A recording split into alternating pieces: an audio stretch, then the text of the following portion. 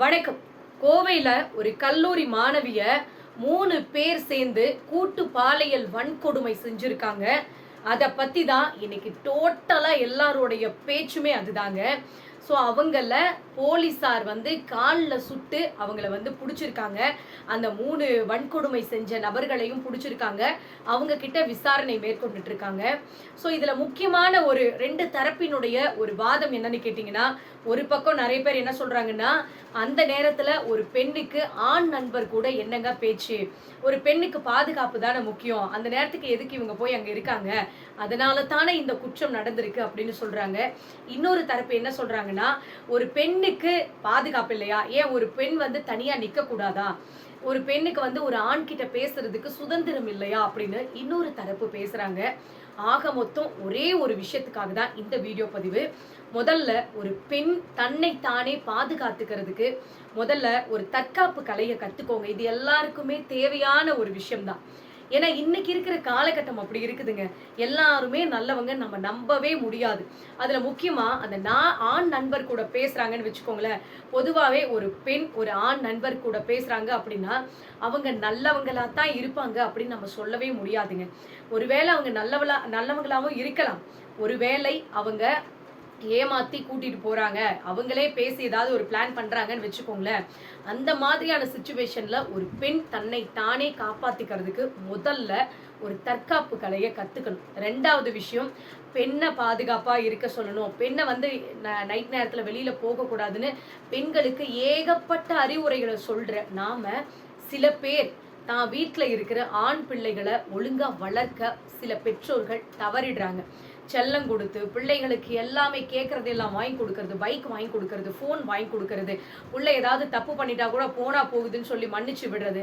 இந்த மாதிரியெல்லாம் பிள்ளைகளை கண்டிஷன் பண்ணாம வளர்க்குற அந்த பெற்றோர்களுக்கு ஒரு பெரிய தண்டனை என்னன்னா, இந்த மாதிரி பசங்க காலில் குண்டடிப்பட்டு படுத்து கிடக்கிறது தான். எவ்வளோ ஒரு சமுதாய சீர்கேடு பாருங்க.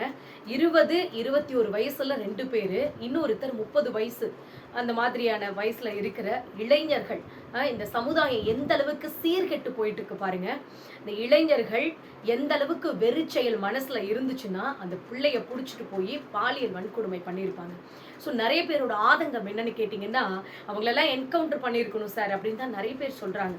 நிறைய பேரோட அந்த கமெண்ட்லாம் போய் பார்த்தீங்கன்னா எல்லாரும் அதான் சொல்றாங்க. நீங்க சுட்டு பிடிச்சது உண்மையாவே பெரிய விஷயம் அப்படின்னு சொல்றாங்க. உண்மையா இது ஒரு பாராட்டத்தக்க விஷயம் தான். ஏன்னா போலீசார் உடனே நடவடிக்கை எடுத்திருக்காங்க. அது ஒரு பெரிய விஷயம் தான். தமிழ்நாடு அரசு இதுக்கு பயங்கரமா கண்டனம் தெரிவிச்சிருக்கிறார் நம்முடைய முதலமைச்சர். இந்த மாதிரி தப்பு பண்ணினவங்களுக்கு எவ்வளோ பெரிய கடுமையான வார்த்தையை சொல்லி திட்டுனா கூட அது தகாது அப்படின்னு சொல்லியிருக்காங்க.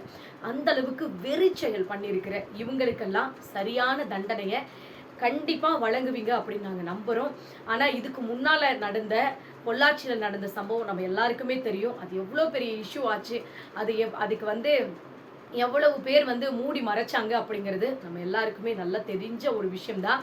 ஆனா இப்போ நடந்த இந்த பாலியல் வன்கொடுமைக்கு நேரம் காலம் தாழ்த்தாம உடனே அவங்கள சுட்டு பிடிச்சிருக்கிறது, இன்னொன்னு அவங்களுக்கு உடனே கடுமையான தண்டனையை வழங்கணும் அப்படின்னு சொல்லி நாங்க கேட்டுக்கிறேன். மக்கள் எல்லாருடைய சார்பிலையும் நான் இந்த வீடியோ பதிவை உங்ககிட்ட சொல்றேன். முடிஞ்ச வரைக்கும் பெற்றோர்கள் பெண் பிள்ளைகளை எப்படி மதிக்கணும், எப்படி அவங்க கிட்ட நடந்துக்கணும் அப்படின்னு ஒவ்வொரு ஆண் பிள்ளைகளுக்கும் சொல்லி கொடுத்து வளர்க்கணுங்க. அப்படி சொல்லி கொடுத்து வளர்க்காததனுடைய விளைவுகள் இப்படித்தான் நிற்கும். பெத்தவங்க அடிச்சு வளர்க்கலன்னா ஊர்ல அடிபட்டு சாக வேண்டிய நிலைமை தான் வரும். முடிஞ்ச வரைக்கும் சொல்றேன், எல்லாருமே இன்னைக்கு இருக்கிற சமுதாயம், ஃபோன் எல்லார் கையிலயும் ஃபோன் இருக்குதுங்க. சின்ன குழந்தைங்க கையில கூட ஃபோன் இருக்கு. எதை பண்ணணும் எது பண்ணக்கூடாது எதுவுமே தெரியல. எதை எடுத்தாலும் இதை பண்ணனா சரி அப்படின்னு அவங்களுக்குள்ளேயே ஒரு வரையறையை வகுத்துக்கிட்டு எல்லா தப்பான விஷயத்தையும் செய்யறது. நான் எல்லாத்தையும் சொல்ல கிடையாதுங்க, சில பேரை மட்டும்தான் சொல்றேன். சில பேர் இந்த ஃபோன் வச்சு நல்ல விதமா இன்னைக்கு யூஸ் பண்ணி வாழ்க்கையில முன்னேறவங்க நிறைய பேர் இருக்காங்க. இந்த மாதிரி ஊதாரித்தனமா போறவங்களும் நிறைய பேர் இருக்காங்க. நான் சொல்றது, இந்த மாதிரியான பிரச்சனையில மனசுக்குள்ள அவ்வளவு அழுக்கு வன்மம் எல்லாத்தையும் உருவாக்கக்கூடிய அந்த ஒரு செயலை பிள்ளைகள் செய்யக்கூடாது. இதுக்கு மேல பெற்றோர்கள் ஜாக்கிரதையா இருங்க. அப்படி இல்லைன்னா இந்த மாதிரியான ஒரு நிலைமை தான் வரும். தயவு செஞ்சு பெண் பிள்ளைகள் ரொம்ப ரொம்ப ரொம்ப பாதுகாப்பா இருங்க. ஏன்னா எல்லா இடத்துலையுமே எல்லாருமே நம்மளுக்கு பாதுகாப்பு வருவாங்க அப்படின்னு சொல்லி நம்ம நம்ப முடியாதுங்க. நீங்க எங்கேயுமே இல்லாத நம்ம ஒரு தனியா போய் ஒரு தன்னந்தனியா ஆள் இல்லாத இடத்துல போய் நம்ம மாட்டிக்கிற ஒரு சிச்சுவேஷன்ல எல்லாரும் நம்மளுக்கு காப்பாத்த வரல அப்படின்னு சொல்லி நம்ம நினைக்கிறது நம்முடைய முட்டாள்தனம் தான். ஸோ ஒரு இடத்துல தப்பு நடக்குதுன்னு தெரிஞ்சாதான் யார் யார் போலீஸாவே இருந்துட்டாலும் கூட இந்த இடத்துல தப்பு நடக்குதுன்னு தெரிஞ்சாதான் அங்க வந்து பார்ப்பாங்க. ஸோ அப்படி இருக்கிற ஒரு சிச்சுவேஷன்ல பெண்கள் முதல்ல நம்மளை நாம பாதுகாத்துக்கிறதுக்கு முயற்சி பண்ணணும். நான் சொல்றது என் மனசுல இருக்கிற நெருடல் என்னன்னு கேட்டீங்கன்னா, பெண்கள் தயவு செஞ்சு உங்களை நீங்க பாதுகாத்துக்குங்க. அன்டைம்ல வெளியில போகாதீங்க அப்படின்னு நான் வந்து சொல்றதுக்கே எனக்கு பயமா இருக்கு. ஏன்னா நிறைய பேர் வந்து வெளியில போறவங்க, நானே கூட எடுத்துக்கோங்களேன், என்னுடைய பட்டிமன்றம், நான் வந்து ஒரு பட்டிமன்ற பேச்சாளர் தான். நான் வந்து பட்டிமன்றத்துக்கு போயிட்டு வரப்பல எத்தனையோ தடவை அன்டைம்ல வந்திருக்கிறேங்க. பஸ் ஏறி வர்றது அந்த மாதிரி எல்லாம் வந்திருக்கிறேன். ஆனா இந்த மாதிரியான கொடூரமான செயல் இன்னைக்கு நடக்குது அப்படின்னா, சில இடத்துல அந்த மாதிரி நடக்குது. எல்லா இடத்துலயுமே கெட்டவங்க இருப்பாங்கன்னு சொல்ல முடியாது. சில இடத்துல இந்த மாதிரியான வன்மம் பிடிச்ச மனுஷங்க இருக்கிற இடத்துல நம்ம சிக்கிட்டோம் அப்படின்னா கண்டிப்பா நம்ம செதஞ்சு போயிடுவோம் அப்படிங்கறத பெண்கள் புரிஞ்சுக்கணும். ஸோ என்னோட பர்சனலான ஒரு விஷயம் என்னன்னு கேட்டீங்கன்னா, பெண்கள் முடிஞ்ச வரைக்கும் உங்களை நீங்க பாதுகாத்துக்கோங்க.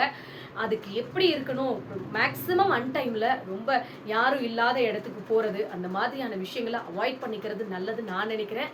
இதை பத்தி நீங்க என்ன நினைக்கிறீங்கன்னு மறக்காம கமெண்ட் பண்ணுங்க. நன்றி, வணக்கம்.